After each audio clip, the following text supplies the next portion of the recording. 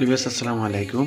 যারা digital prepaid metre use করেন, তো আপনারা হয়তো অনেকে জানেন না যে আমার বর্তমান মাসের বিল বা গত মাসের বিল, গত 3 মাসের বিল কিভাবে চেক করতে হয়। তো আমরা আজকে দেখব যে আমার এই মাসে আমি কত টাকা ইউজ করছি বা কত টাকা আমার খরচ হয়েছে।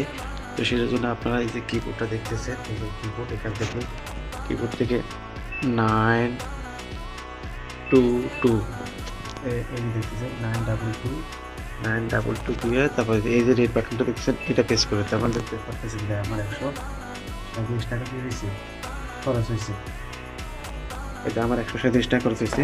এইভাবে আপনি গত 2 মাসের, 3 মাসের বা 5 মাসের টাকার হিসাব জানতে পারবেন। তো আপনারা যদি আমার চ্যানেল নতুন হয়ে থাকেন, অবশ্যই চ্যানেলটা সাবস্ক্রাইব করে দিবেন, আর এই ধরনের নিত্য নতুন ভিডিও পেতে অবশ্যই চ্যানেলটা শেয়ার করে টাইমে রেখে দেবেন। Wish all the best today.